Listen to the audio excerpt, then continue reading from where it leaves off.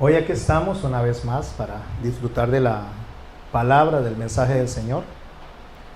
Vamos a orar para ponerlos en dirección del Señor, en el regazo del Espíritu, que nuestra mente, alma, se dispongan realmente a aprender de lo que el Señor tiene para nosotros. Padre bueno y santo, te damos gracias por la oportunidad que tenemos de estar aquí como familia delante de ti. Te damos gracias, Señor, porque tú eres el que nos atraes a través de tu amor, Señor. Tu lazo de amor, como lo dice, Señor, a través de la Escritura. Por lo tanto, Señor, te rogamos que nos bendigas a través de tu Espíritu Santo con entendimiento. Y no solamente con eso, Señor, sino con aceptación y humildad a lo que nos vienes a enseñar. Te rogamos por nuestros hermanos que están enfermos, como el caso de nuestro hermano Derek, Señor, por los sentimientos o lo que siente Doris en este día, Señor, que le traigas alivio también a ella, que le traigas fuerza, Señor, y energía. Asimismo, Señor, te rogamos por nuestro hermano Eric, Señor, para que el malestar se le vaya, que tú con tu mano sanadora venga, Señor, y le des a él de nuevo la oportunidad de estar trabajando y que lo puede hacer, Señor, sin ninguna dolencia. En el nombre de Jesús te rogamos todo esto y bendecimos esta noche. Amén. Las puertas de la ciudad. Hoy, como vieron, no hay reflexión, entonces vamos a dedicar el tiempo todo a esta puerta, básicamente a la cuarta puerta, que sería la puerta del valle. Venimos estudiando el libro de Nehemías, el capítulo 3, donde venimos aprendiendo de la restauración del templo. Ya dijimos que básicamente es un mensaje a la iglesia, una restauración de la iglesia, porque lo que Nehemías está haciendo es reconstruyendo algo que se había caído cuando Nabucodonosor destruyó tanto el templo como la ciudad. Entonces, Nehemías es el que le corresponde reconstruir lo que son los muros de la ciudad y reconstruir las puertas de la ciudad. A Esdras le había tocado restablecer lo que es la palabra, y antes de Esdras a Zorobabel le había tocado reconstruir lo que era el templo. Por lo tanto, cuando nosotros vemos estas tres figuras en orden, el templo, que somos nosotros, siendo restaurado, es lo que la puerta de las ovejas, la primera que estudiamos, nos llama a nosotros, que es al arrepentimiento, a restaurar nuestra relación con Dios y nuestra relación con nosotros mismos. Después, la puerta del pescado, donde hay que lavarse las manos, donde hay que lavarse los pies en lo que es el tabernáculo, como lo que sería el lavacro, es quitarse el orgullo que nosotros tenemos como seres humanos, especialmente el orgullo religioso, que es lo que más nos afecta a nosotros los gentiles, lo que más nos afecta a nosotros los cristianos, que a veces creemos, y no lo digo por usted y por mí, lo digo básicamente de una manera general, creemos que porque el Señor vino y nos alcanzó por su gracia, nos llamó, nos salvó y nos justificó, entonces vemos a su amado pueblo, el cual no ha desechado Él, solo en parte ha cegado, dice, con el fin de que hayamos sido alcanzados nosotros, lo vemos con mal ojo, o lo vemos como menos. Y eso es el orgullo religioso que tenemos que quitar para poder observar en el judaísmo de Jesús todas las figuras que nos lleven a nosotros a entender los evangelios. Después, la tercera puerta que vimos nosotros corresponde al tiempo de la ley oral, y cuando hablo de la ley oral no me estoy refiriendo a la ley como tal, sino al nombre que tiene la Torá, que es instrucción, que fue lo que la Biblia dice, que desde Adán hasta Moisés hubo oscuridad en cuanto a la instrucción, en cuanto a la guía, y hasta que vino Moisés se dio una ley escrita, que la podemos leer en el capítulo 32 y 34 del libro de Éxodo. Ahí es donde se ve la ley escrita. Eso nos va a enfocar y nos va a llevar a una ley práctica, que es ya Jesús haciendo ejemplo, haciendo testimonio de lo que significaba eso en el Antiguo Testamento. Ese es el orden que se lleva. Hoy vamos a estar, como les dije, en la puerta del valle, que está íntimamente conectada a la puerta del muladar. Esa puerta del muladar la vamos a ver dentro de 15 días. La puerta del muladar se le conocía también como el basurero. En tiempos de Jesús se le llamaba el Gehenna también. Era donde se tiraba toda la basura, todos los desperdicios. Pero en los tiempos de Nehemías, la puerta del muladar daba hacia el valle justamente. Pasando la puerta del valle, seguía la puerta del muladar. ¿Y por qué están íntimamente conectadas? Porque una vez que experimentemos nosotros lo que la puerta del valle significa, que es lo que vamos a aprender hoy, inmediatamente nos toca sacar de nosotros lo que a Dios no le agrada y le vamos a llamar la basura. ¿Y por qué le voy a llamar la basura? Porque es la puerta por donde se sacaba toda la basura, todos los desperdicios, los animales muertos, cualquier cosa se sacaba hacia el valle, donde estaba este crematorio y donde se consumía bajo el fuego todo lo que es la basura y los desperdicios. Notemos que las puertas, todas, son para entrar, mientras que la puerta del muladar es para sacar. Y esta puerta justamente es la que vamos a estudiar dentro de 2 semanas. No voy a avanzar más en esta figura porque vamos a regresar a la puerta del valle. En Oseas capítulo 11, verso 1, dice el Señor, refiriéndose a Israel, dice: cuando Israel era muchacho, yo lo amé, y de Egipto llamé a mi hijo. Y preste atención al verso 2. Cuanto más yo los llamaba, o sea, entre más Dios insiste en llamarnos, entre más Dios nos toca a nuestro corazón, a través de la prédica, a través de una canción, a través de la palabra de un predicador, a través de la palabra de un hermano, a través de las circunstancias. Dios nos habla de muchas maneras, a través, por supuesto, de la Escritura, a través de Jesucristo y su testimonio, incluso a través de nosotros mismos, en medio de lo que Dios deposita en nuestra conciencia. Dios nos llama, nos habla constantemente, que es lo que hemos venido viendo en las puertas de atrás. Dios nos llama al arrepentimiento, posteriormente nos muestra lo que somos de orgullosos para poder recibir el testimonio de Jesús, para poder recibir el testimonio del pueblo de Israel, y después de que hace eso, nos introduce en la puerta antigua, que es para ver hacia el Antiguo Testamento y vernos reflejados en la conducta de ese pueblo. Y aún así, a pesar de que esas 3 puertas nosotros las vamos pasando, debido a que ingresamos por la puerta de las ovejas, que es la única para ingresar a la ciudad, todas las demás son abiertas desde adentro, aún así continuamos resistiéndonos nosotros a las figuras que el Señor nos da, porque nosotros creemos que somos muy especiales.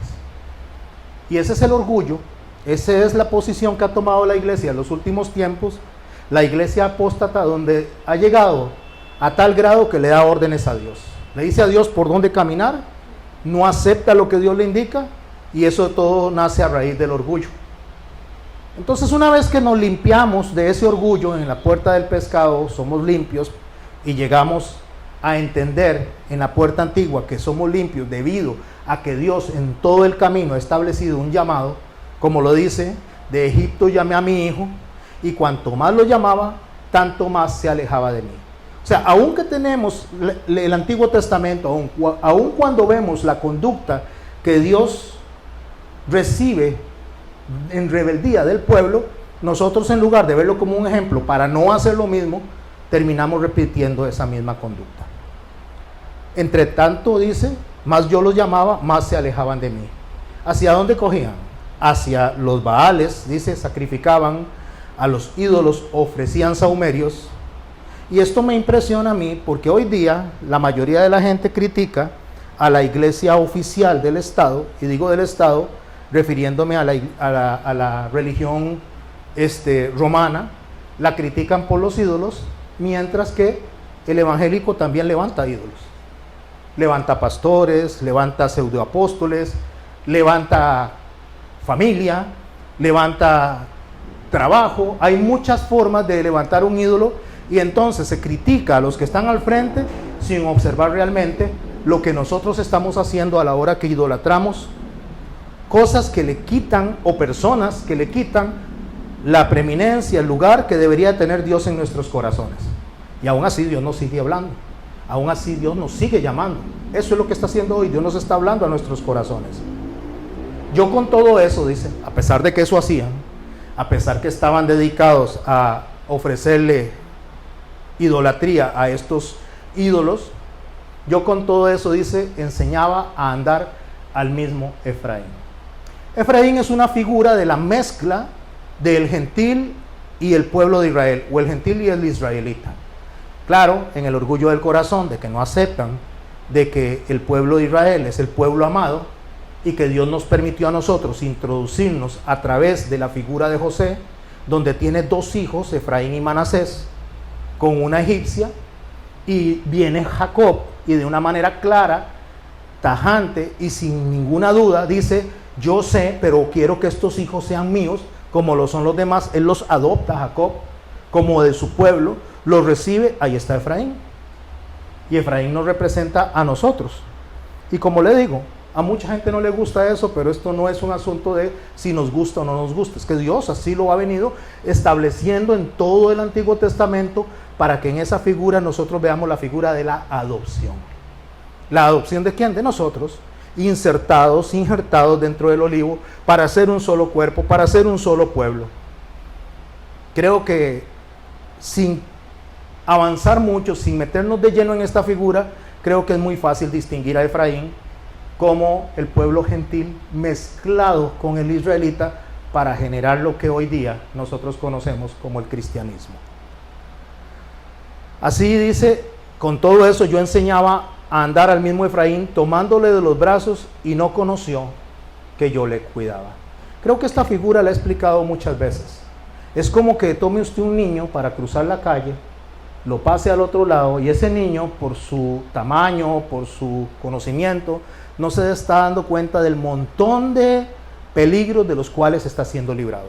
Que lo atropelle un carro, que se lo robe una persona, que lo asalten, y usted lo lleva de la mano. Así es como Dios dice que nos lleva a nosotros, los que representamos a los gentiles, siendo salvados a través de la gracia de Jesucristo, por haber nacido y venido de la tribu de Judá, como profecías cumplidas en él.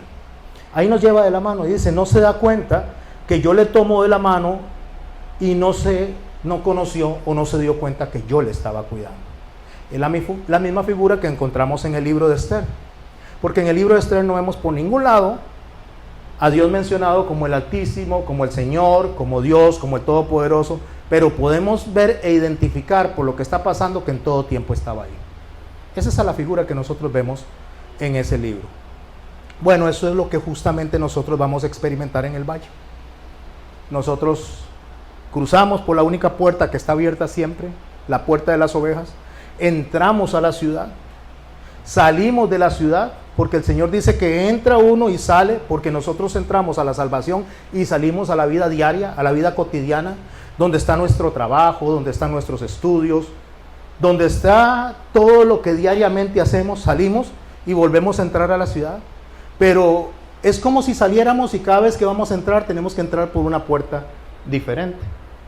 Entonces, cuando regresamos, vemos en la ciudad lo que está pasando, regresamos y nosotros decimos: ay, gracias a Dios de verdad por el pueblo de suyo, por el pueblo de Israel, gracias a Dios por los apóstoles, que todos eran judíos, gracias a Dios por los profetas, que todos eran judíos, gracias a Dios por los escritos, por Moisés, gracias a Dios por el mismo Jesús y por sus enseñanzas, y gracias a Dios porque nos permitió ser parte de esta historia de redención. Es cuando entramos por la puerta del pescado, nos quitamos el orgullo. ¿Por qué lo repito tanto? Y porque aparte de eso estoy aprovechando el tiempo de hoy para poder recalcar ciertos aspectos que nos queden grabados en la mente, y salimos de nuevo a la ciudad. ¿Por dónde salimos? Por la puerta de las ovejas, porque la otra está cerrada por dentro. Regresamos y ya no vamos a entrar por la puerta de las ovejas, sino que vamos a la siguiente puerta. Cuando llegamos a la siguiente puerta nos encontramos con la puerta antigua, y volvemos de nuevo a recapacitar, a analizar en ese pueblo la conducta del pueblo, y cómo Dios en su misericordia dice que lo llevaba de la mano y no se daba cuenta que estaba siendo cuidado por él. Y otra vez entramos a la ciudad y wow, Definitivamente Dios es misericordia y es amor para con nosotros. Y vamos otra vez, salimos de nuevo. Y vamos a entrar, pero hoy vamos a entrar por la puerta del valle. Para poder identificar un poco más la puerta del valle, deseo leer unos versos del capítulo 23 de los Salmos, o lo que conocemos como el Salmo 23. En el verso 1, y voy a hacer unos énfasis en alguna de las palabras. En el verso 1 dice: Jehová es mi pastor. Y por favor subraye la palabra es. Jehová es. No dice Jehová será. No dice Jehová era. Jehová es mi pastor. Esto tiene la connotación de la puerta de las ovejas, que se habla en presente real, en presente continuo, donde Dios constantemente nos está cuidando, nos está pastoreando, nos está llamando, nos está guiando constantemente, todos los días, a cada rato, a cada instante, cada minuto, cada segundo. Y por eso él empieza diciendo: Jehová es mi pastor en presente. Y de seguido, en futuro dice: nada me faltará. Pregúntese por qué dice nada me faltará. ¿Por qué no dice nada me falta? O nada me faltaba. Porque en la presencia de Dios, que es atemporal, el cuidado del Señor está en presente, en futuro. El pasado ya pasó. El pasado nada se puede hacer, pero Él dice: te estoy cuidando y te estaré cuidando. Esto genera un presente continuo. Cuando nos está llevando, ¿cómo? De la mano, por donde quiera que vayamos, como Efraín. ¿Ha sentido usted el cuidado del Señor en el día a día? ¿Ha sentido usted la protección del Señor, aun cuando usted no está leyendo la Biblia, aun cuando usted no está en el culto? Pero usted sabe que Dios está ahí. Hay en el interior, hay una conexión que nadie puede explicar y que nadie nos puede quitar, donde usted sabe que Dios nos habla constantemente. ¿No dice usted algo impropio en algún momento y usted dice: ay Señor, perdón? Ni siquiera abre la boca, es en su interior. No hace algo impropio y usted dice: ay Señor, perdón. ¿Por qué lo dice? Porque sabemos que Dios está caminando con nosotros. Sabemos que Dios nos está guiando y que el primero que hemos ofendido es a Dios mismo. Pero dice: nada me faltará. Y continúa diciendo: en lugares de delicados pastos me hará descansar. Pero esta palabra pastos aquí, que en el hebreo es reché, cuando usted estudia la palabra reché, está hablando de pequeños brotes de hierba. Cuando dice delicados pastos, no está hablando de una llanura, no está hablando de un montón de zacate, está hablando de delicados pastos, es pequeñitos brotes. Y en esos pequeñitos brotes me hará descansar.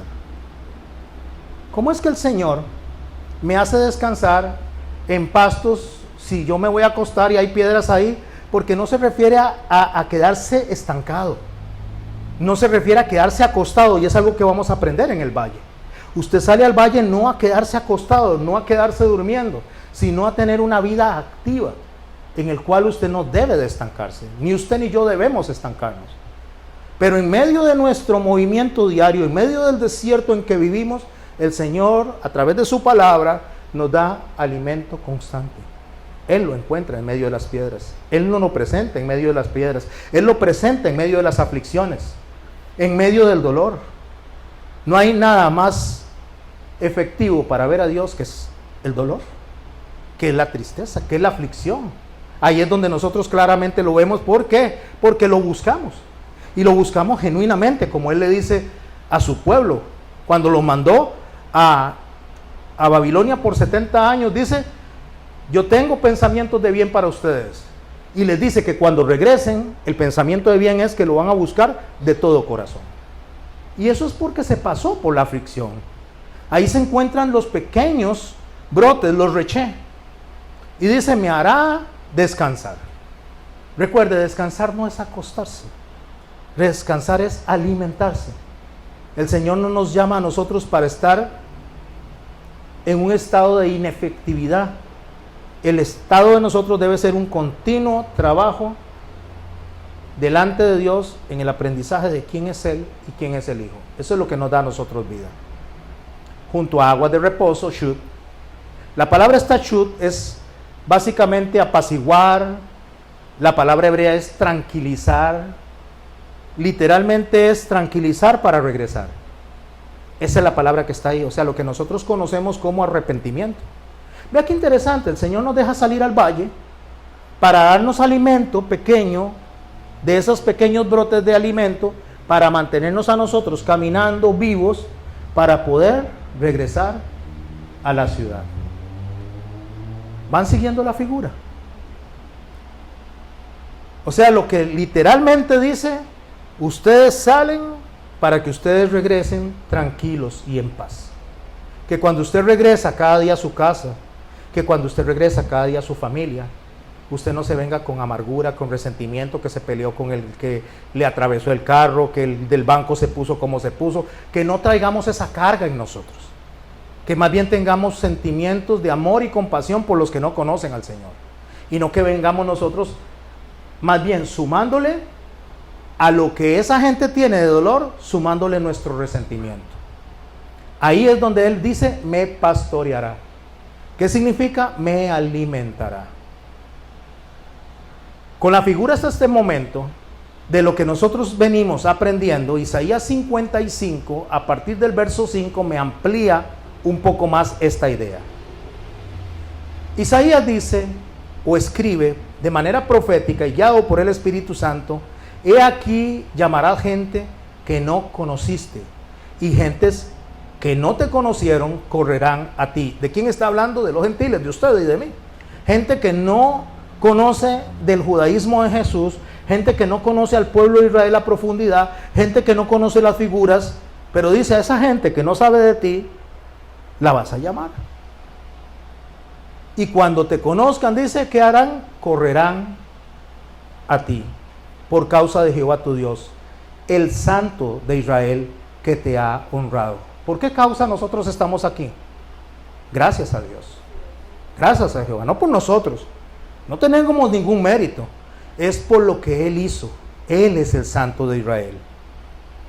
En el verso 6 de Isaías 55 dice, buscad a Jehová mientras pueda ser hallado. A mí esto me impresiona. Y le digo por qué me impresiona, porque si dice búsquelo mientras pueda ser hallado, significa que va a llegar un momento en el que no va a poder ser hallado. ¿Y cuándo va a ser ese momento? Podrían ser varios momentos. Podría ser cuando nos alcance la muerte y ya no tengamos ninguna oportunidad de poder reparar, reconstruir nuestras vidas. Podría ser cuando Él venga y arrebate a su iglesia y se queden algunas personas y entonces ya tengan que pasar por una tribulación que no debían de pasar. O podría ser como personas que se encuentren en algún momento en el lago de fuego, se encuentren ahí donde está tirada la basura, en ese muladar, y ya no haya nada que hacer, como le pasó al rico cuando le dijo al padre Abraham que por favor le diera agua, que le mandara al padre Abraham, le dijo que le mandara a Lázaro para que le diera un poquito de agua, le aliviara esa sed, y le dice, no, ya no hay nada que hacer.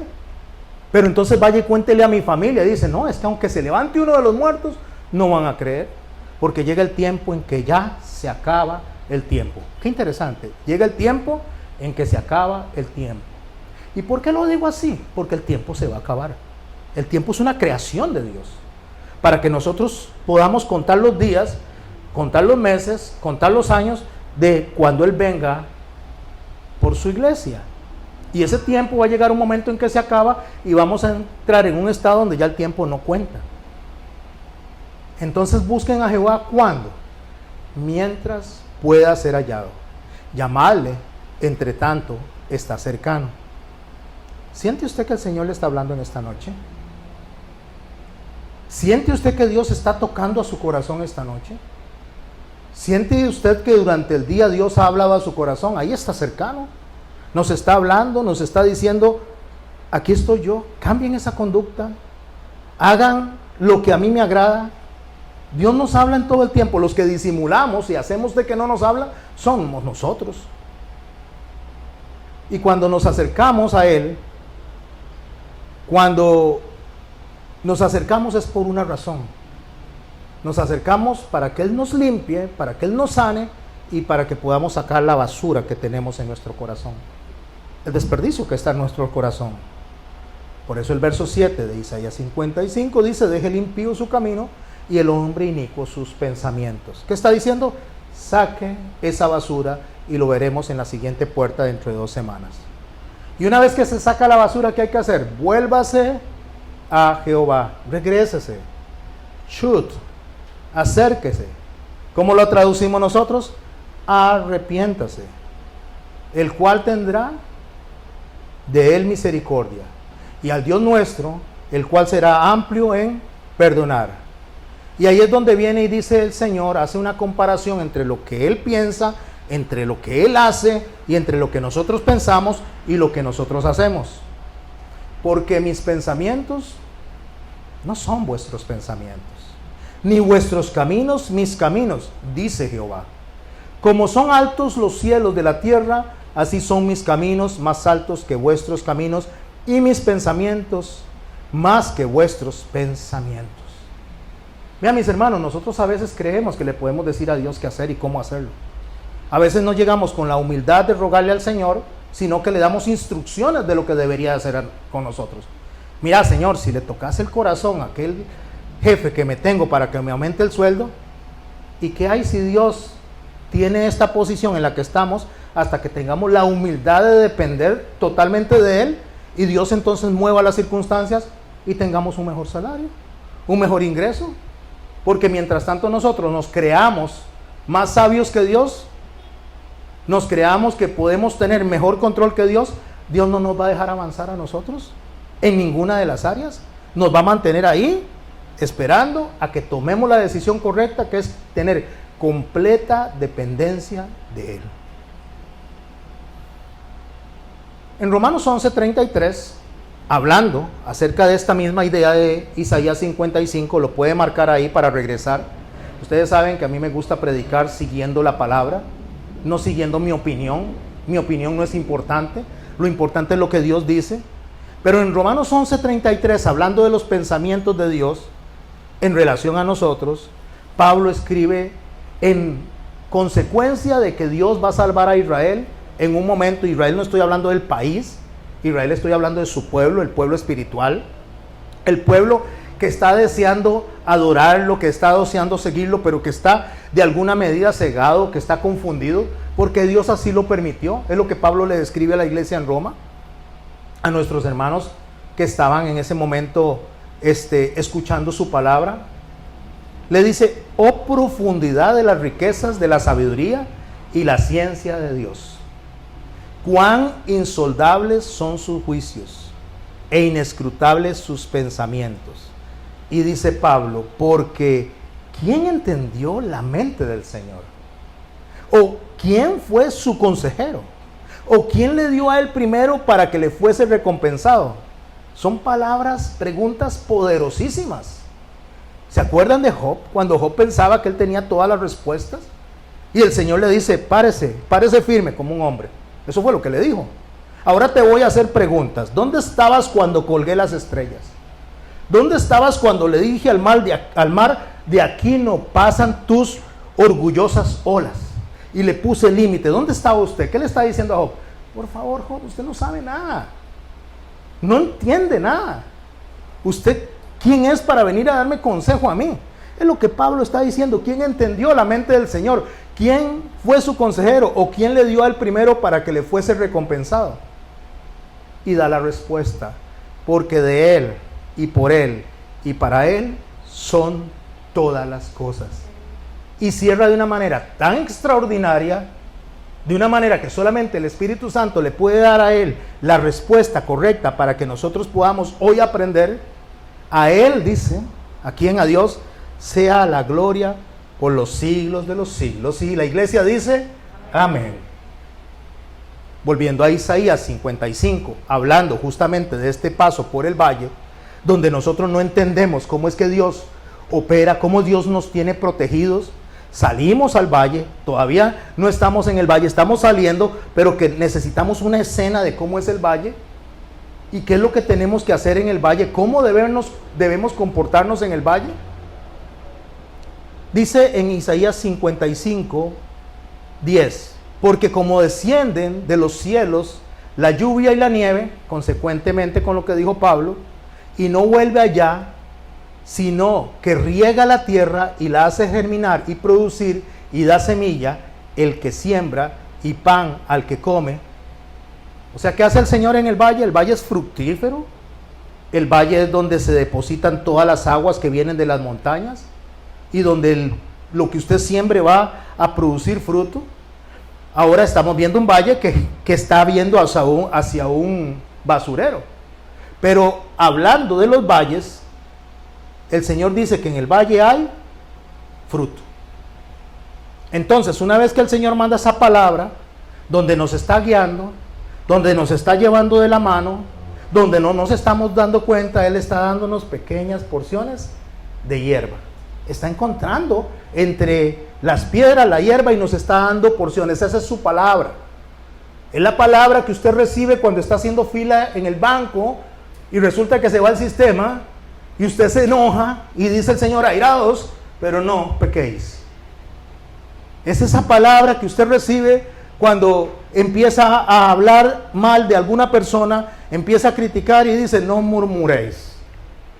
Pequeñas porciones, pequeños cogollitos, usted los come. Y dice la palabra de Dios que así va a germinar en nuestro corazón la palabra que Él depositó en el momento que salimos al valle. ¿Y qué hace esa palabra? Así será. ¿Qué tiempo verbal es ese? Presente, pasado o futuro. Así será. Es que en el momento que nosotros necesitemos de esa palabra va a salir a través de nosotros, desde nuestro espíritu, porque ha sido depositada a través de nuestros oídos en nuestra alma. Así será mi palabra que sale de mi boca, no volverá a mí vacía, sino que hará lo que yo quiero. Me encanta eso. Porque la palabra no dice va a hacer lo que tú quieres. La palabra en ningún momento dice, don Roger, cuando usted diga mi palabra va a hacer lo que usted pide. Don Carlos, cada vez que usted abre la boca y usted decrete, va a hacer lo que usted quiere. Esteban, cada vez que usted mencione la palabra de Dios le va a traer todo lo que usted quiere. No, ¿qué dice? Hará lo que yo quiero. Y será prosperada en ello. ¿Qué? La palabra. Para que la envíe. Cuando nosotros veamos la palabra prosperar ya en su totalidad es cuando entremos a la puerta sexta y la séptima, que es la puerta de la fuente y la puerta de las aguas. Déjeme decirle que la puerta de las aguas es la única puerta que no fue destruida. Todas fueron destruidas. La puerta de la fuente fue reconstruida y ahí se paró Esdras a abrir el libro, donde 40,000 personas, más de 40,000 personas, 70 años después de estar en cautiverio en Babilonia, donde se abre el libro, caen de rodillas alabando a Dios. 70 años sin poder escuchar la palabra de Dios. Y cuando se les permite regresar y Esdras trae la palabra, 45,000 personas caen de rodillas por el impacto que produce la palabra en sus corazones. Eso lo vamos a estudiar, por supuesto que más adelante, pero primero debemos de sacar la basura para poder ir a comer sin contaminación. Volvamos al Salmo 23 y leamos el verso 3. Dice la palabra del Señor, confortará mi alma. ¿Qué es confortar? Es traer paz, esta es tranquilidad, es traer esperanza, es traer seguridad. Pregunta, ¿alguien de los que estamos aquí o de los que me estén escuchando tiene problemas? ¿Tiene carencias? ¿Tiene dificultades? ¿Alguien de los que está aquí, no solamente en la parte económica, principalmente en la parte espiritual, siente que necesita realmente que el corazón sea fortalecido por el Señor? El Señor dice que cuando andemos caminando en los valles, cuando estemos afuera donde están todas esas cosas que están sucediendo ahí, Él nos va a confortar y la palabra nos va a dar a nosotros aliento, nos va a dar fortaleza. Y eso, mi hermano y mi hermana, nadie se lo puede quitar. ¿Confortará qué? Mi alma. Puede subrayarlo. ¿Confortará qué? Mi alma. Es que no está hablando de otra cosa que no sea el alma, no está hablando de asuntos materiales, está hablando de lo único que nosotros tenemos que no muere, que es inmortal, que es el alma. El cuerpo perece, fenece. Tendremos que recibir un cuerpo nuevo para poder estar delante de la presencia de Dios, un cuerpo angelical. Pero el alma permanece para siempre, ya sea con el Señor o sin el Señor. Pero el alma permanece, y eso es lo que va a reconfortar mi alma. Me guiará por sendas de justicia, por amor de su nombre. Cuando yo saco el orgullo en la puerta del pescado, dejo de pensar que yo soy el centro de todo lo que Dios hace. Dejo de pensar que yo soy el propósito de Dios, que yo soy el chineado de Dios, que soy la perlita de Dios, que soy la niña de los ojos de Dios. Pastor, pero la palabra dice que somos la niña. No, la niña es su pueblo. A eso se está refiriendo como la niña de mis ojos, y por ende su iglesia. Entonces, ¿quién es la perlita? Entonces, ¿quién es el chiñado? Entonces, ¿quién es el centro? Yo creo que si usted estudia la palabra de Dios de la manera correcta, no puede olvidar unas palabras que Él dijo en 2 ocasiones. Este es mi Hijo amado, en el cual yo me complazco. Él es el centro, Él es la gloria de Dios, Él es el único que merece toda alabanza, es el que en el que está enfocado toda la gloria de Dios, y toda la voluntad de Dios está enfocada en Él. Nosotros, mis hermanos, no somos las víctimas del Calvario. Él es la víctima del Calvario. Nosotros somos los beneficiarios de lo que Él hace, porque cuando Él es puesto en lo sumo como sacerdote, cuando Él es alabado, cuando Él es exaltado, por consecuencia los coherederos que somos nosotros recibimos de la gracia de Él, y del amor de Él, y de lo que Él comparte con nosotros. Pero Él es el que lleva toda gloria, Él es el que tiene toda gloria, y su gloria Él no la comparte con nadie. ¿Se puede entender la palabra nadie ahí? Entonces, ¿por qué nos sentimos nosotros tan importantes? Pastor, porque somos importantes. Me acuerdo, dice el Señor, que son polvo. Dice en Malaquías, y por eso no los he destruido. Ah, pero eso es Israel. Eso es a Israel, eso es su iglesia. Dice el Señor que cuando Él nos ve a nosotros, Él se acuerda de que nosotros somos incapaces, insuficientes, inmerecedores. Pero cuando nos ve a través del Hijo, de la obra de la cruz, entonces Él nos ve como coherederos de la gracia de Dios. En Ezequiel 36, en el verso 24, dice así: y yo os tomaré de las naciones y os recogeré de todas las tierras, y os traeré a vuestro país, esparciré sobre vosotros agua limpia, y seréis limpiados de todas vuestras inmundicias, y de todos vuestros ídolos os limpiaré. O sea, los esparcí entre las naciones. ¿Dónde estamos? Caminando en el valle. Nos dejó salir al valle y nos trae de nuevo, y cada día nos va a ir limpiando de nuestras impurezas. Pastor, pero eso es para el pueblo de Israel. Sí, por supuesto. Pero si yo entiendo las figuras que están en el pueblo de Israel, voy a entender la promesa que está para nosotros también. Voy a entender, si puedo verlo a través de los ojos de las experiencias que tuvo el pueblo de Israel y lo que Dios presentó en el pueblo de Israel. Si logro ver eso, si el orgullo mío no me eclipsa, si la soberbia no me eclipsa, y puedo ver en ese pueblo la figura de Dios actuando en mí, entonces voy a aprender. Y cuando yo aprendo, entonces va a traer algo a mi mente, que es el examen de lo que yo tengo que hacer cuando saque la basura. ¿Alguien tiene basura en su casa en algún momento? ¿Han tenido basura ustedes? ¿Qué hacen con la basura? ¿La guardan en el armario? ¿qué hacen con la basura? La ponen para que el camión se la lleve, ¿no? Yo voy a hacer un ejercicio dentro de 15 días. Si alguien está de acuerdo conmigo y si alguien quiere colaborar con este ejercicio, levante la mano. ¿Alguien puede recoger la basura de estos 15 días en bolsas plásticas transparentes y traerlas dentro de 15 días? ¿Quién le gustaría hacer eso? Toda la basura, no importa lo que ustedes desechen, échenlo en bolsas plásticas. ¿Quién quiere traer eso dentro de 15 días?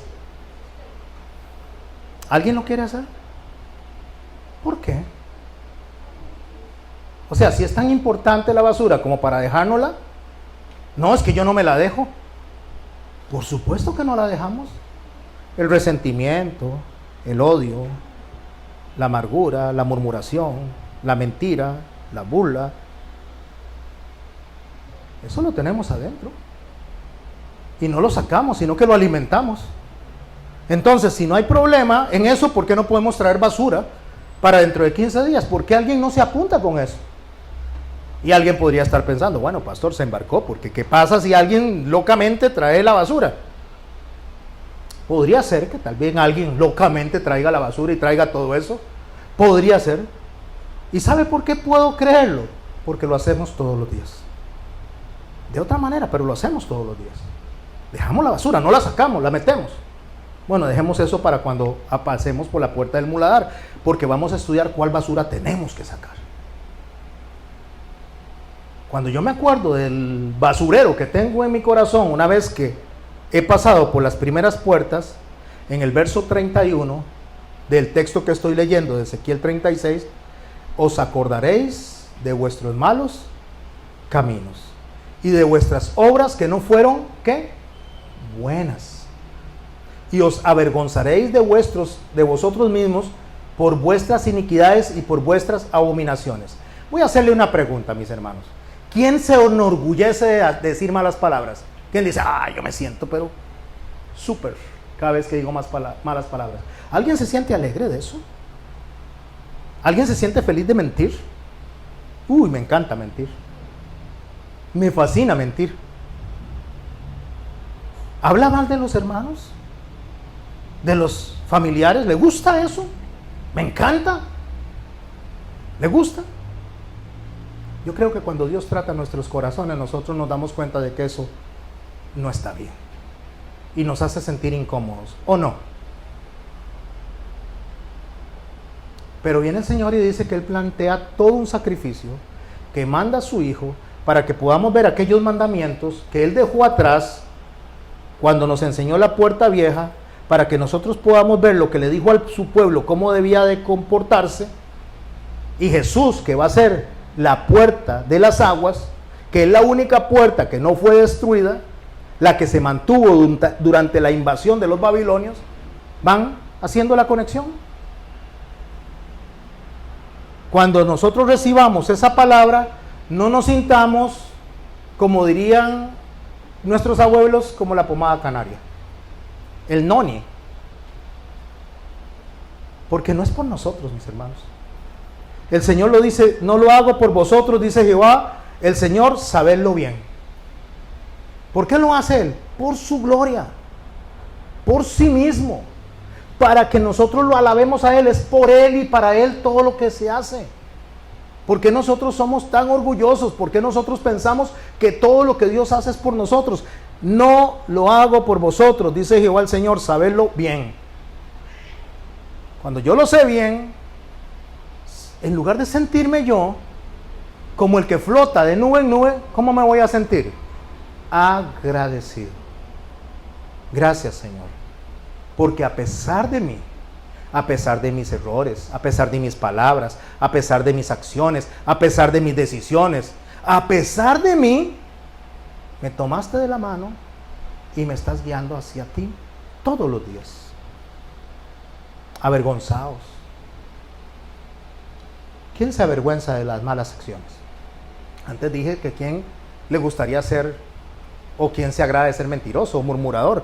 Ahora pregunto, ¿quién se avergüenza de las malas acciones? ¿Quién dice, yo me avergüenzo cuando hago lo incorrecto delante de Dios? Avergonzados, dice. Y cubridos confusión por vuestras iniquidades, casa de Israel. Verso 36, 33. Así ha dicho Jehová el Señor. No olviden quién está hablando. Pastor, usted, no. Yo solo estoy haciendo y repitiendo las palabras del Señor. Así ha dicho Jehová el Señor. ¿Quién está escuchándome a mí?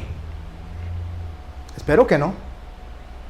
¿Quién está escuchando la palabra de Dios hoy? Si usted está escuchando la palabra de Dios, dice, así ha dicho Jehová el Señor. El día que os limpié de vuestras iniquidades, haré también que sean habitadas las ciudades y las ruinas serán reedificadas. A eso vamos. Ese es el camino que tenemos. Pero para eso tenemos que estar ¿en dónde? En cada una de las puertas, entendiendo cada una de las puertas y entendiendo cada uno de los pasos que damos. Ahora les voy a invitar a que entremos al valle del cual estamos hoy hablando, a la puerta del valle. ¿Quién quiere acompañarme al valle? Verso 4, Salmo 23. Aunque ande en valle de sombra de muerte, no temeré mal alguno, porque tú estarás conmigo. Tu vara y tu callado me infundirán aliento. Sombra de muerte. Sombra de muerte no es la muerte. Sombra de muerte es algo que parece morir, pero que no ha muerto. A veces sentimos que nos morimos. A veces desearíamos morir. A veces hay personas que caen en estados de depresión, pero eso es sombra de muerte, eso no es muerte. ¿Y dónde se está dando? En el valle. Donde somos avergonzados. Donde Dios dice y nos permite caminar en el valle para que Él nos vaya dando pequeñas porciones de alimento para que podamos volver a la ciudad cada vez que querramos hablar con el Rey, con el Señor. Para que Él nos enseñe a nosotros que Él es misericordioso, que Él es compasivo, que Él es consuelo, que Él es paz. Y que no es por lo que hacemos nosotros, por lo que Él nos recibe. Porque si fuera por eso, mis hermanos y mis hermanas no estaríamos acá. Es más, si fuera por eso, mi hermano y mi hermana, si fuera por lo que nosotros hacemos, estaríamos condenados. Sino por lo que Él hizo. Y ahí es donde dice, tu vara y tu callado me infundirán aliento. Las ovejas, cuando eran guiadas por el pastor, él llevaba una vara y un callado. La vara es una rama recta que cuando la oveja cogía hacia la derecha, le hacían un toquecito a la derecha, entonces la oveja se enderezaba. Si la oveja cogía a la izquierda y él quería que fuera, la golpeaba por la izquierda y ella se enderezaba. La vara es para guiar. La vara es para llevar a la oveja por el sendero correcto, para tocarla donde hay que tocarla. Pero cuando la oveja, cuando la oveja es medio así, como medio brincona, medio rebeldona, y no le hace caso a la guía que hace el pastor, a veces iban entre un hueco, por juponas. Pero el pastor podía acercarse y decir, sí, pues muérase ahí. Salada, nadie la tiene no haciendo caso. ¿Quién le dijo que se comportara así? No, ¿verdad? Yo no le dije. Yo le estoy diciendo que haga las cosas correctamente, que siga mis instrucciones. Está ahí salada. Eso haríamos nosotros, ¿no? Pero él saca el callado. Y el callado es una vara que tiene una curvita y entonces la metía, agarraba la oveja por la pancita y la sacaba de ahí. Tu vara, dirección, y tu callado, cuando seas rebelde, te van a sacar del problema en que te metiste en el valle de sombra de muerte. Porque eso nos enseña a nosotros a tener presente de dónde venimos, en dónde estamos y hacia dónde vamos. Eso nos enseña a tener dirección. Pero tenemos un problema. Si caemos en el hueco y el Señor nos quiere sacar de ese hueco, tenemos que preguntarnos cuándo se sale de ese hoyo. ¿Cómo salimos de ese hoyo? Porque hay tres formas de entrar al valle. Porque hay tres formas de caer en el hoyo. Dios nos mete en el valle. Esa es la primera forma. La segunda forma es el enemigo nos mete en el valle.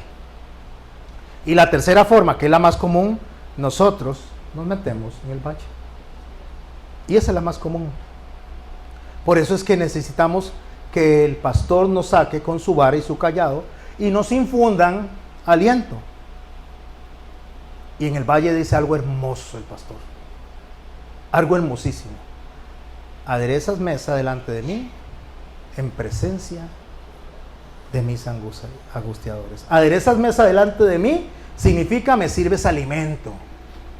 Me das de comer. Me das lo que necesito. En medio del valle, en medio donde andamos caminando, cada vez que necesitamos que el Espíritu Santo nos ordene, nos levante con el cayado, nos guíe con la vara, Él viene y nos da de alimento delante incluso de nuestros adversarios.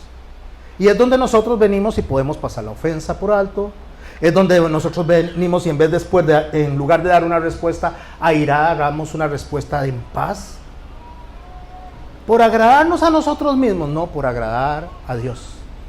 Porque sabemos que lo que Él hizo por nosotros es impagable, invaluable.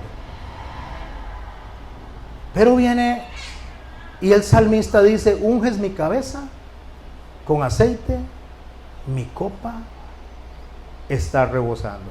Claro, pastor, ese es el aceite que le ponen al sacerdote en la cabeza y le corre por todo el cuerpo. Entonces el Señor nos está nombrando sacerdotes. Sí, muy bonito. Eso es muy hermoso, pero no es lo que dice el texto. Lo que pasaba es que cuando la oveja caía dentro del hueco o caía entre un montón de ramas, y por los pelitos que tienes, los colochitos que se hacen, quedaban atrapadas. Entonces, para sacarla, para no lastimarla, le desechaban aceite desde la cabeza para abajo. Entonces, cuando se jalaba la oveja para soltarla, no se lastimaba, sino que resbalaba donde estaba atrapada. Cuando dice, unges mi cabeza con aceite, lo que el Señor está diciendo es, de una manera amorosa, de una manera en compasión, en misericordia, te estoy sacando de la sombra de muerte. Volviendo a Nehemías, en el capítulo 2, cuando él describe cómo va pasando por las puertas, si bien es cierto que en el capítulo 3 nos describe todas las puertas, vea cómo Nehemías pasa, o cómo Nehemías aborda la inspección que hace del trabajo que él tiene que hacer por instrucción del Espíritu Santo. En el verso 1 del capítulo 2 de Nehemías dice, llegué pues a Jerusalén y después de estar allí 3 días. ¿Cuánto tiempo tenemos nosotros que estar en el valle? Lo que usted decida. Ah, no, Dios es el que decide. Déjeme decirle qué es lo que usted decide. Es lo que el enemigo decía, no, es lo que usted decida. Nosotros estamos en el valle, estamos atrapados en la medida que soltemos el orgullo, en la medida que humildemente nos acerquemos a Dios y aceptemos su ayuda para sacarnos de ahí. Usted y yo estamos en el valle el tiempo que querramos estar. ¿Cuándo yo salgo del valle? Cuando ejerzo completa dependencia en el pastor. Y le dijo, Señor, sácame de aquí. Y sacarme de aquí significa tomar decisiones radicales. Significa tomar decisiones en cuanto a mi vida. Y la primera decisión que yo tengo que tomar es sacar la basura. Empezar a sacar toda esa basura que hay en mi corazón que me impide poder escuchar el mensaje de Dios, la voz de Dios. Bueno, Nehemías llega a Jerusalén, después de estar allí 3 días, dice, me levanté de noche. Subrayé la palabra noche. Y salí de noche por la puerta del valle. ¿Qué dijo David? Aunque ande en valle de sombra de muerte. Porque salir al valle de noche es el momento que nos refleja a nosotros peligro, muerte. Y para yo salir a caminar en la noche, necesito una luz, necesito una guía. Necesito al pastor. Salí hacia la fuente del dragón. No habla mucho la Biblia de la fuente del dragón. Dice que es una fuente que estaba destinada afuera de la ciudad, en el valle de Hinnom, o en el valle donde estamos nosotros hablando en este momento, que era una especie de monstruo acuático. Eso es lo que dice la historia, pero la Biblia no aborda más de eso. Por lo tanto, no quiero ir más allá de lo que se habla en cuanto a la historia, porque la Biblia no tiene interés en la fuente del dragón. La menciona porque sabemos que en el valle de sombra de muerte es el dragón el que nos ataca. Pero dice que caminó de la puerta del valle hacia la fuente del dragón y a la puerta del muladar. La fuente del dragón estaba en esos tiempos en medio de donde estaba el muladar. O sea, en lo que cuando Jesús andaba caminando representa el Gehenna. Lo que el Señor usa como ejemplo, como figura del infierno. ¿Y quién está ahí en medio de ese valle? El dragón. ¿Quién está en el infierno? El dragón. Dejemos a ese dragón ahí. Iba a la puerta del muladar, y cuando llegó a la puerta del muladar observé que los muros de Jerusalén estaban derribados y sus puertas consumidas por el fuego. Nótese que él hace la inspección de noche, no de día. Como dijo David, aunque ande en sombra de muerte, no temeré mal alguno. En lo espiritual esto representa los momentos más difíciles de nuestra vida. Cuando estamos en problemas, cuando no podemos ver bien las cosas en medio de la oscuridad, cuando todo se mira difícil, cuando no hay solución, cuando es el momento más complicado, cuando tenemos de frente nosotros el mar que no se abre y atrás a los egipcios que nos vienen persiguiendo. Y en medio de eso Dios hace un milagro y nos hace, como diría el hermano Lucas en el libro de los Hechos, un de repente. Y nos sorprende Dios. Y cuando usted ya había perdido toda esperanza, cuando usted creía que los egipcios lo iban a matar, cuando usted creía que ya no había nada más que hacer, se abre de par en par el mar y nos deja pasar hacia la tierra prometida. Porque los milagros en Dios existen, pero los milagros se dan cuando Él quiere, en el momento que Él quiere y en el momento que Él considera que los vamos a hacer bien administrados, y no que más bien nos vamos a devolver y vamos a quedar atrapados en ese valle. Pero en esa adversidad, en esos momentos difíciles, en ese medio del valle, en esa media oscuridad, es donde nosotros buscamos a Dios de manera genuina. ¿Ha llorado usted de rodillas delante de Dios? ¿Ha llorado y le ha dicho, Señor, sácame de esto? Yo sé que yo me metí aquí. Yo sé que fueron mis decisiones. Yo sé que toda es mi responsabilidad, no tuya. Tú siempre me advertiste, Señor, bueno y santo. Sácame de aquí, por favor. ¿Sabe qué dice la palabra? Que Él no despreciará un corazón contrito y humillado. Pero es así, no con orgullo. Yo declaro, yo proclamo que se vayan todas mis deudas. No, declare, no proclame nada. Dígale, Señor, yo sé lo que hice. Ayúdame a salir. Ten compasión de mí. No fui sabio, fui imprudente. ¿Sabe cómo dijo Job? Hablaba de cosas que ni entendía cuando Dios lo confronta. ¿Por qué no podemos llegar a donde el Señor y decir, Señor, qué tonto fui? Ayúdame. Y ahí nos podríamos preguntar a nosotros mismos cuál es la raíz y la causa de nuestros problemas. Y cuando usted sepa cuál es la raíz de sus problemas, puede empezar a sacar la basura y puede empezar a corregir la vida. ¿Sabía usted que el valle al cual se está refiriendo en cuanto a las puertas de Nehemías, más que un valle, era un barranco? Porque la inspección de nuestras vidas debe ser profunda. Dice Pablo a los Corintios en el capítulo 13, en el verso 5, escuche lo que dice. No dice, y voy a decir lo que no dice examine a su esposo. No dice, y repito, lo que no dice examine a su esposa. No dice examine a los hermanos. Es más, no dice examine a los no creyentes. Examinaos a vosotros mismos si estáis en la fe. ¿Sabe cómo dice Isaías en el capítulo 58? Cuando dejen de andar con el dedo acusador, entonces yo los oiré desde los cielos. ¿Sabe por qué no salimos del valle nosotros? Porque estamos preocupados por lo que los demás hacen más que lo que yo tengo que hacer. Estoy tan estancado en ser yo el examinador de Dios, en hacer el trabajo del Espíritu Santo, que no me estoy ocupando de lo que yo tengo en mi corazón y lo que yo tengo que hacer por mi relación con Dios. Estoy más ocupado por resolver la vida de las demás personas que resolver mi propia vida. Estoy más ocupado por buscar el pecado de los demás que mi propio pecado.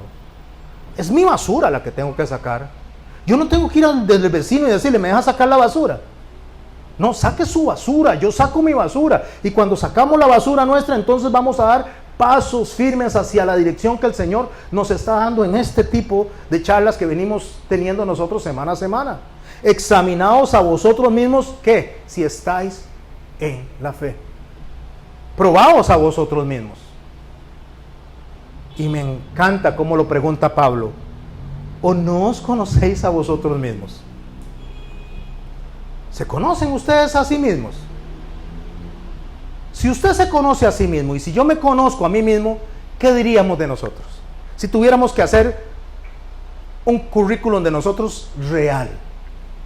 No ese inventado que le presentamos a la gente, donde nos ponemos como los mejores trabajadores, como los más puntuales, como los más maravillosos para que nos den el trabajo. A nosotros mismos, usted haga un currículum y se lo presenta a usted mismo, donde usted sabe quién es usted. Presente ese currículum, a ver, vamos a ver. Soy doña Carmen. Doña Carmen a doña Carmen. Uy, yo soy maravillosa, simpática, hago ejercicios todos los días, trabajo día y noche. Ni una sola palabrilla impropia sale de mi boca. Jamás me enojo con mi esposo, solo eso le doy. Jamás. ¿Qué? Yo un reclamo a mis hijos, nunca. Entonces doña Carmen ve lo que doña Carmen está haciendo y dice, ah, no. Así como hizo Lía, pega un grito y dice, ah, no. Ah, no. Eso es mentira. No estoy diciendo que sea mentira o sea verdad, no conozco a doña Carmen, pero es que eso es lo que pasa cuando usted se examina a sí mismo. Usted no puede mentirse a sí mismo. Pastor José Garmendia. Ok. Pastor José Garmendia. Maravilloso. Guapo. Simpático. Jamás hace enojar a la esposa. Incapaz de hacer enojar a la esposa. Todo lo que hace a ella le gusta. No solo me estoy examinando yo, sino que ella está viendo y dice, ah, sí, es mentiroso esto. Pero yo mismo sé quién soy yo. Yo sé quién soy yo. Usted sabe quién es usted. Examínese a sí mismo y empieza a sacar la basura. Podemos engañar a Raimundo y todo el mundo, pero a Dios no lo vamos a engañar y a nosotros no nos vamos a engañar. No podemos engañarnos a nosotros mismos. No, es que lo que me pasó a mí, el problema en que me metí fue por ignorancia. No fue por ignorancia, fue por avaricia. No fue ignorancia, fue avaricia. No, es que vea, ese hermanito que está ahí se enojó conmigo porque de ahí fui demasiado simpático con él y no le gusta la simpaticura. No, tal vez fue que fui muy prudente. No sé si me estoy explicando. Pero ¿se puede engañar usted a usted mismo? No puede. Por eso dice, ¿o no os conocéis a vosotros mismos? Y dice que Jesucristo está en vosotros. ¿Qué significa que Jesucristo está en nosotros? Que el que no miente no nos va a dejar mentirnos. Jamás el Espíritu Santo va a dejar que nos mintamos. Ah, mira, José Garmendia, usted definitivamente, usted nunca se enoja. Yo nunca me enojo. Me lo creí. Entonces el Espíritu Santo dice, mentiroso. Es que yo no miento, dicen algunas personas. Y el Espíritu Santo dice, sea Dios veraz y todo hombre. Ay, entonces sí miento. Y pregunta, a menos que estéis reprobados. Si usted logra mentirse y engañarse a sí mismo, significa que no tiene una conciencia limpia y que el Espíritu Santo no mora en usted ni en mí. Bueno, Nehemías pasó, llegó a la puerta del muladar donde hay estiércol, donde hay que sacar la basura. La que hablaremos el 1 de julio. Ese lugar no es agradable, es apestoso. Es donde nos damos cuenta de que las cosas no eran lo que parecían. Es donde empiezan a salir todas las cosas que teníamos escondidas en el armario, toda esa basura que teníamos debajo de la alfombra. ¿Alguien quiere traer basura para recordar? ¿Alguien quiere traer la basura de estos 15 días? Que recoja toda la basura, la del servicio, la de la cocina, cuando chapee, si chapea, si tiene patio. ¿Alguien quiere traer la basura? No, ¿verdad? Porque no es necesario. Porque examinarnos a nosotros mismos es desagradable, pero es necesario examinarnos a nosotros mismos. Si nosotros queremos limpiar nuestras vidas, mis hermanos, debemos destapar todo lo que está podrido y limpiarlo en la puerta de la fuente, que es para donde vamos.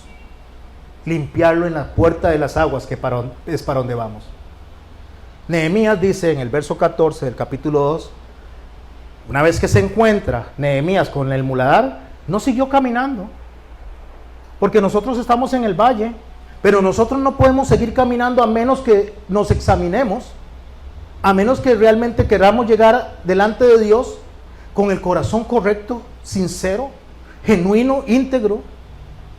Él dice, pasé luego a la puerta de la fuente y al estanque del rey. Pero ¿qué pasó cuando llegó ahí?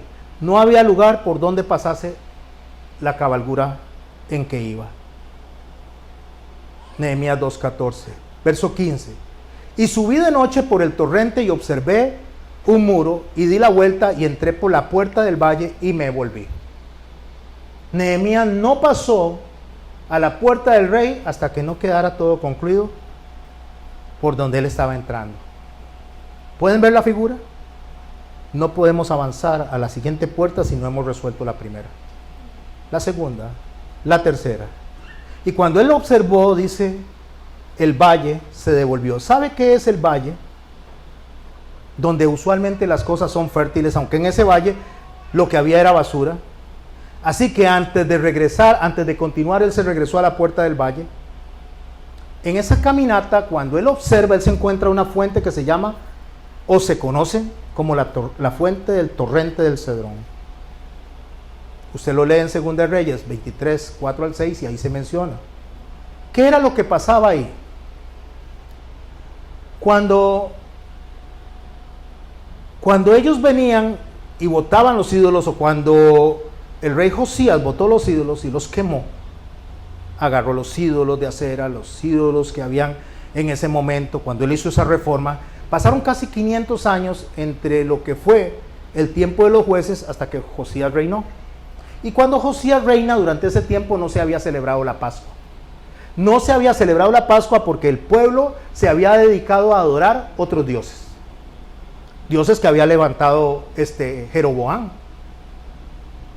Y todo eso era lo que se celebraba. Cuando Josías lee el libro, hace 12 grandes reformas. Y entre esas 12 grandes reformas está quemar los ídolos, quemar los templos, quemar los huesos de las personas que habían llegado a establecer ese tipo de adoración. O sea, sacó a los muertos de los sacerdotes que propiciaron eso y los quemó, los hizo polvo y los tiraba a la fuente del Cedrón. Lo único que él no quemó, mis hermanos y mis hermanas, fue los huesos, que los dejó ahí quietitos, del profeta que llegó a profetizar lo que él iba a hacer. Había un profeta que llegó y dijo, habrá un hombre que hará esto y esto y esto, y era Josías. Entonces él preguntó, ¿y de quién son esos huesos que están allá? Del profeta que profetizó lo que ibas a hacer. Y dice, no, déjelo ahí, porque era el único que estaba hablando palabra de Dios. Todo lo demás lo quemó y lo tiró en ceniza al torrente del Cedrón. Ese torrente del Cedrón está descrito justamente en Ezequiel capítulo 47, versos 1 al 12. Me hizo volver a la entrada de la casa, y aquí aguas salían debajo del umbral de la casa hacia el oriente. Déjenme decirme que los judíos creen que cuando el Mesías venga, los primeros muertos en resucitar para juicio son los que están depositados ahí, todos los huesos de que están ahí. Y por eso dejaban que la sangre cayera en esos huesos. ¿Para qué? Para que esos huesos se levanten el día que el Señor o el Mesías que ellos piensan que va a venir, venga, y el Mesías que nosotros sabemos que es Jesús, ya nos resucitó. Pero ellos, para asociar las profecías, consideran que todo eso que cayó ahí va a hacer que los huesos durante los tiempos de los tiempos y las cenizas de los tiempos resucitarán para juicio. Son los primeros en resucitar. Pero Ezequiel nos describe algo diferente. Verso 1 del Ezequiel 47. Me hizo volver luego a la entrada de la casa, y aquí aguas que salían debajo del umbral de la casa hacia el oriente, porque la fachada de la casa estaba hacia el oriente. Y las aguas descendían de debajo hacia el lado derecho de la casa, al sur del altar. ¿Sabía usted que del costado derecho del Señor salió agua y sangre? Eso es lo que Él está describiendo. La limpieza de su pueblo, la misericordia, la sanación. Y eso es lo que ellos no están entendiendo, que el torrente de Cedrón representa. Que hay salvación en esa figura. De un montón de cosas que se vieron malas, de un montón de cosas que se vieron casi que imposibles de salvar. Porque nos está figurando a nosotros el poder de la sangre de Cristo. Y me sacó por el camino de la puerta norte y me hizo dar la vuelta por el camino exterior, fuera de la puerta, al camino que mira hacia el oriente, y vi las aguas que salían del lado derecho. Cuando el Señor Jesús es atravesado por la espada de Longino, Él ya casi no tenía sangre. Entonces le atraviesa lo que es el pulmón, llega al corazón, la sangre sale primero porque le atraviesa el corazón, y después sale el líquido pleurático. El Señor tuvo neumonía. El líquido pleurático es un exceso de agua en el pulmón, lo que usted y yo conocemos como neumonía. Y detrás venía esa agüita. La sangre representa justamente la puerta antigua, y el agua pleurática representa la fuente, la palabra de Dios, Jesucristo, enseñándonos a nosotros el significado de lo que es el sistema sacrificial antiguo, cumplido en Él. Entonces ese varón que le está hablando al Señor, que no es más ni menos ni otro que el ángel de Jehová, que es nuestro Señor Jesucristo, ese varón sale hacia el oriente llevando un cordel en su mano, y dice, y midió 1000 codos y me hizo pasar con las aguas hasta los tobillos. ¿Qué representan las aguas? Limpieza. Pero ¿dónde está él caminando? En el torrente del Cedrón, donde se tira todo, donde se bota todo, donde es imposible que vaya a haber vida según el judaísmo. Pero nosotros sabemos que el Señor le hizo una pregunta en el capítulo 37 de Ezequiel: ¿vivirán estos huesos? Solo tú lo sabes. Profetiza sobre estos huesos. ¿Y qué pasa cuando la palabra es profetizada, es enseñada? Dice, no se regresa vacía. Cumple el propósito para el cual fue enviada. ¿Y cuál es el propósito? Salvación o juicio, según la reciba o no la reciba. Midió otros 1000 codos y me hizo pasar por las aguas hasta las rodillas. Estoy en el verso 4. Midió luego otros 1000 y me hizo pasar por las aguas hasta los lomos. Midió otros 1000 y ya era un río que no se podía pasar, donde las aguas habían crecido de manera que el río no podía pasar sino a nado. Las aguas continúan creciendo y ya no se puede ni siquiera caminar. No olvidemos que está hablando del torrente del Cedrón, Ezequiel. Y me dijo, ¿has visto esto, hijo de hombre? Después me llevó, me hizo volver por la ribera del río, y volviendo yo, vi en la ribera un río que había y tenía muchísimos árboles, uno al lado del otro. Y me dijo, estas aguas salen de la región del oriente, y descenderán hasta el Arabá, en el mar, y entrarás en el mar, y recibirán sanidad estas aguas. ¿Saben ustedes qué es el Arabá? ¿Alguien sabe? El mar muerto.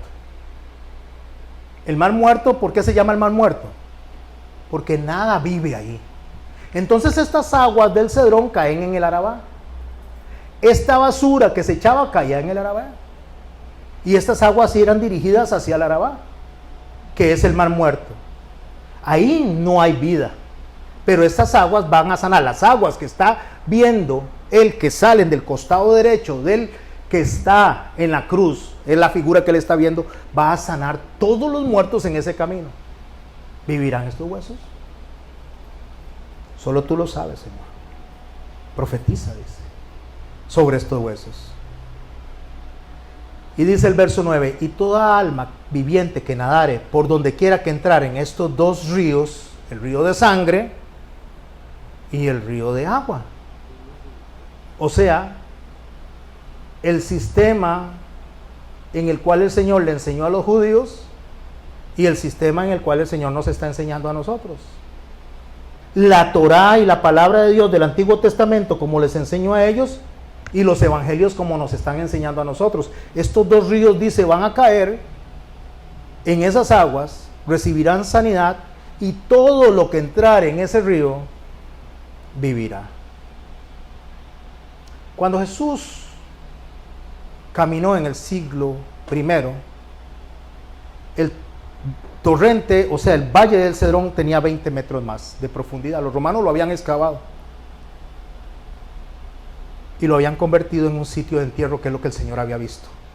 ¿Qué fue lo que el Señor vio ahí? Vio un crematorio donde se echaba todos los muertos, todo lo que desperdicio ahí se echaba.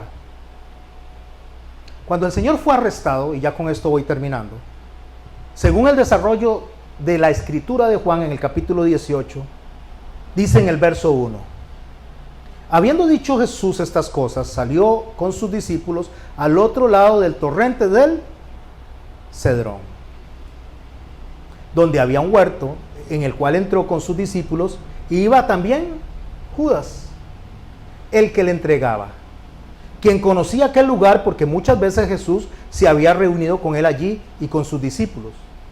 Judas, pues, tomando una compañía de soldados y alguaciles, de los principales sacerdotes y de los fariseos, fue allí con linternas y antorchas y con armas. Verso 4, pero Jesús, sabiendo todas estas cosas y lo que le había de sobrevenir, se adelantó y les dijo, él estaba, recuerden, la ciudad, estaba en el aposento alto, termina de la cena y camina cruzando el valle en dirección al torrente del Cedrón, o a lo que sería el Cedrón en esos momentos, para llegar al lugar donde él se encontraría con sus discípulos para orar y ser arrestado. Ese es el agua que está viendo Ezequiel. Esa es la figura que está viendo Ezequiel. La figura de salvación que sale de la ciudad hacia el valle para salvar, para enseñar, para guiar a los que eran imposibilitados de resucitar. ¿A quién buscáis?, pregunta Jesús. A Jesús el Nazareno, le dice. Jesús les dijo, yo soy. Y estaba también con ellos Judas, el que le entregaba. ¿Por qué recalca tanto que Judas está ahí? Porque Judas es la levadura que hay que sacar del cuerpo de Cristo. Porque Judas representa lo que hay que sacar.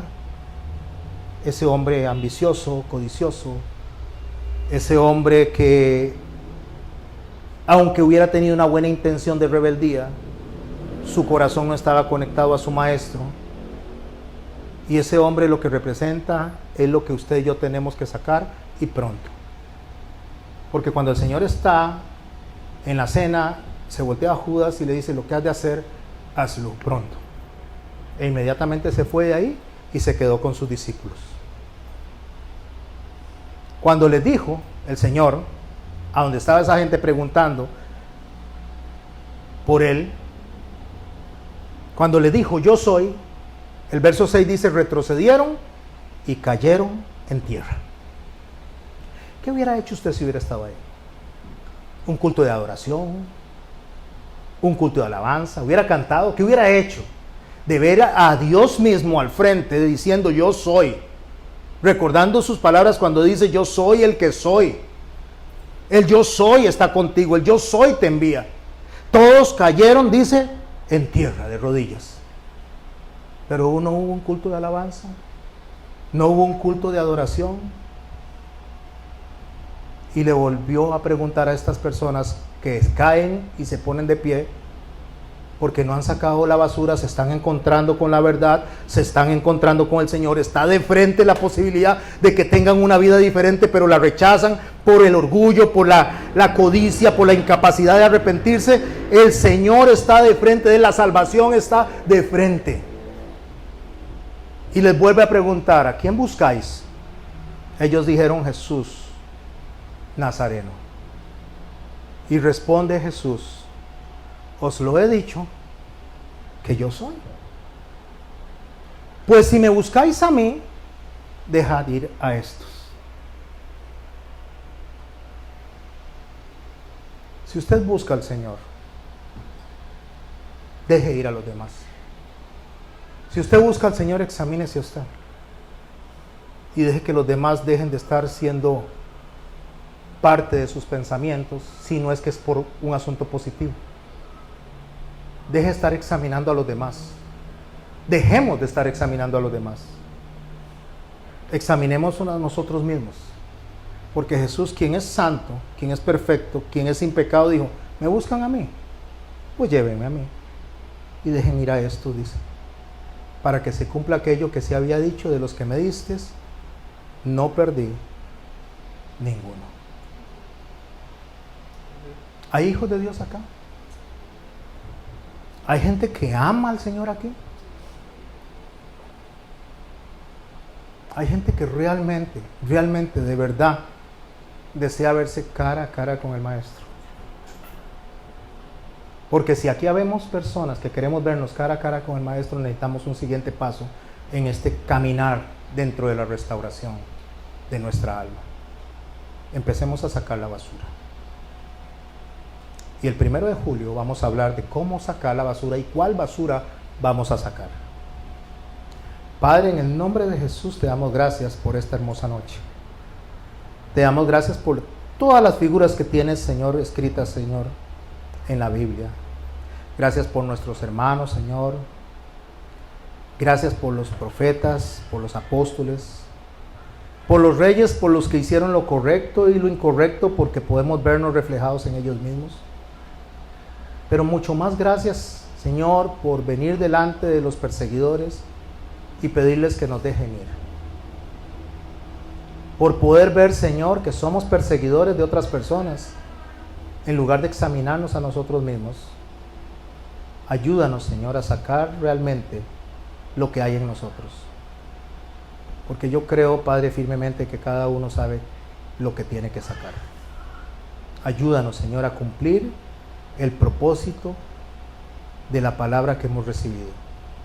Ayúdanos a poder caminar por el sendero de justicia y ayúdanos, Señor, a no ser obreros que tengamos algo de que avergonzarnos. Ayúdanos a recibirte, Señor, con la frente en alto, erguidos, y poderte decir, Señor, ven pronto, ven. En tu santo nombre, Jesús. Amén.